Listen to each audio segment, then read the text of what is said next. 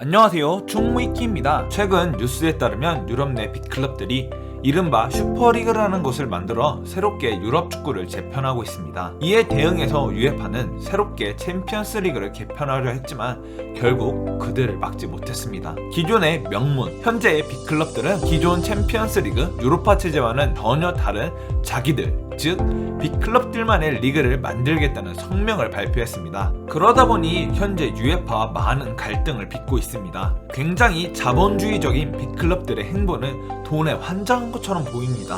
허나 이러한 사태가 축구 역사에서 과연 처음 있는 일일까요? 예전에도 이와 유사한, 아니 아예 똑같은 상황이 발생한 적이 있습니다. 그리고 그 덕분에 현재 우리가 알고 있는 챔피언스 리그가 탄생했습니다. 오늘 충무위키에서 다룰 내용은 슈퍼리그와 챔피언스 리그의 탄생입니다. 1987년 당시 유러피언컵은 토너먼트제였습니다. 1라운드에서 떨어지면 그대로 대회에서 탈락하는 것이죠. 토너먼트는 항상 잔인한 제도였고 이를 갖고 여러 이야기들이 오고 갔지만 이 제도는 오랜 기간 유지되었습니다. 그리고 1987-88년 시즌 유러피언컵 1라운드에서 레알 마드리드와 나폴리가 맞붙게 되었습니다. 당시 레알 마드리드는 5시즌 연속 라리가에서 우승한 스페인 챔피언이었습니다. 하지만 상대는 전설 마라도나가 이끄는 나폴리였습니다. 그러다 보니 전 유럽은 마라도나가 보여줄 마법을 기대했고 모든 카메라가 그에게 맞춰져 있었습니다. 하지만 레알이 1라운드에서 승리를 거뒀고 마라도나의 활약을 기대했던 모든 축구팬들은 다음 라운드에서 마라도나를 볼 수 없게 됐습니다. 이 결승급 대진이 1라운드에 열리자 많은 축구 관계자들은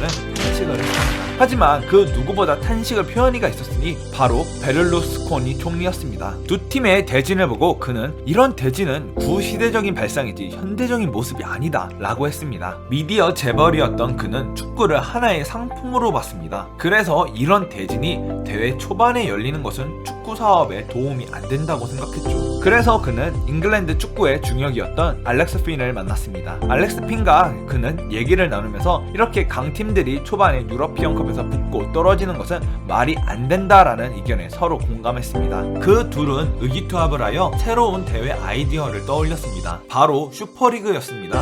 물론 당시 이름은 유러피언 텔레비전 리그였습니다. 하지만 이 둘이 생각하는 방향은 서로 달랐습니다. P는 4대 리그에서 30에서 40클럽이 참가하는 거대한 슈퍼리그를 구상했고 베를루스코니 총리는 영국, 이탈리아, 스페인, 독일을 포함한 여러 리그를 좀 더 넣기를 바랬습니다. 다만 변방리그의 빅클럽들만 참여시키고 토너먼트 너그아웃 스테이지를 없애버리자고 제안했습니다. 그래서 P는 4대 리그와 스코틀랜드, 프랑스, 포르투갈, 네덜란드, 벨기에 리그 대표자와 만나 리그 상위 두세 팀이 참가해 총 18개 팀으로 구성된 슈퍼리그를 구상했습니다. 그들이 구상한 리그의 핵심은 주중 프라임타임 때 텔레비전에서 대형 클럽 간의 매치였습니다. 베를루스코니 전 총리가 이렇게 새로운 대회를 주도하는 사이 스코틀랜드의 레인저스 역시 변화를 모색하고 있었습니다. 레인저스의 디렉터였으며 스코틀랜드 축구협회의 총재가 되었던 캠펠 오길비는 당시 유러피언컵은 일종의 천장이 존재했고 이를 바꾸고자 했습니다. 1985-86년 시즌 오사수나와의 경기를 하고 바로 떨어졌던 기억이 납니다. 그 경기 이후 우리는 우리와 같은 처지에 있는 클럽들과 대화를 나누기 시작했죠. 어떻게 유러피언컵과 같은 대회에서 6경기, 적어도 3번의 홈경기를 할 수 있는 시스템으로 바꿀 수는 없는가와 같은 의견을 나눴습니다. 이 논의가 챔피언스 리그 탄생의 시작이 됐습니다. 여러 사람들과 만났고 안더헤르트의 로저 반덴스톡과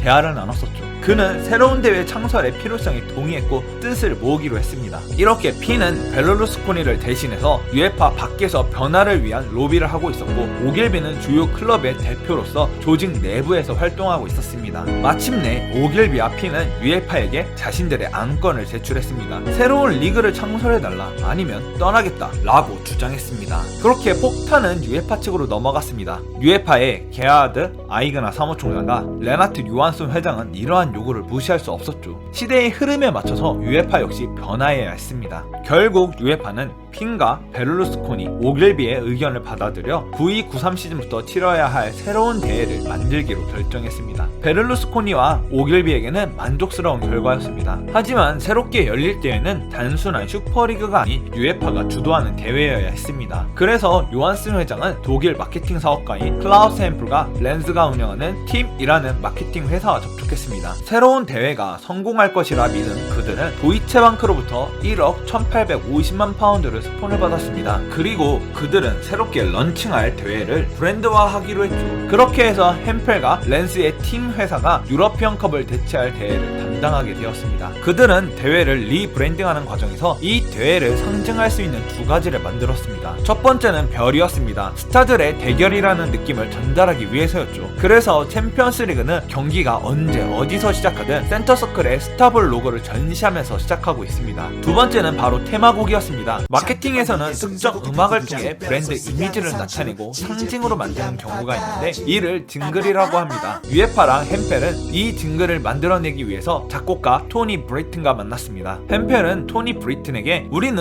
음악을 듣자마자 오늘은 평범한 일상의 하루가 아닌 챔피언스 리그 경기가 있는 날이구나 하면서 가슴이 떨릴 수 있는, 예를 들어 핸델의 음악과 같은 형태면 좋겠다 라며 요구사항을 전달했습니다. 이 내용을 들은 토니 브레이튼은 진짜로 핸델의 음악을 바탕으로 음악을 작곡했습니다. 핸델의 사딕 더 프리스트를 바탕으로 새롭게 만들어낸 음악이 우리를 새벽마다 가슴 설레게 만든 그 음악, 바로 챔피언스 리그 주제곡 앤셈입니다.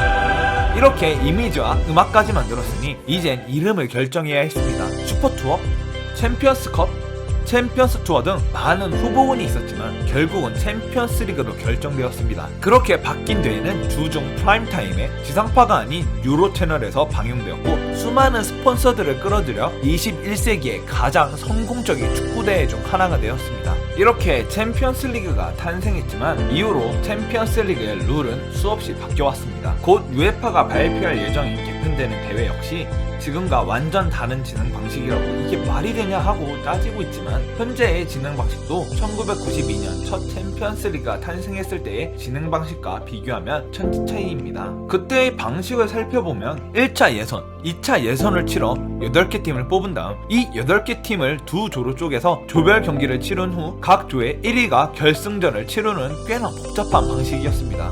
지금에 와서 보면 도대체 이게 어디서 굴러온 방식인가 싶기도 합니다. 이렇듯 우리가 느끼기에 지금의 축구 형태가 오랜 역사를 지닌 전통이고 영원할 것이라 생각하지만 축구는 이 형태 자체도 정해진 지 얼마 안 된 것이며 대회의 규칙 자체도 언제 또 바뀔지 모르는 굉장히 유동적인 종목입니다. 그리고 이러한 변화의 근본적인 원인은 대부분 돈이었습니다. 유러피언컵이 슈퍼리그 때문에 챔피언스 리그로 바뀌었듯이 지금의 챔피언스 리그를 빅클럽들이 버리고 슈퍼리그를 창설하는 것도 돈 때문이죠. 역사는 여러 번 반복된다고 합니다. 유러피언컵이 챔스로 바뀌었듯이 아마 몇 년 뒤면 우리는 챔피언스컵이라는 현재와 완전히 상이한 이름, 또 생전 들어보지 못한 새로운 음악을 테마곡으로 하는 유럽 대항전을 보고 있을지도 모르겠네요. 그만큼 축구의 자본화 흐름은 점점 더 커지고 있으니까요. 이상 축구위키였습니다.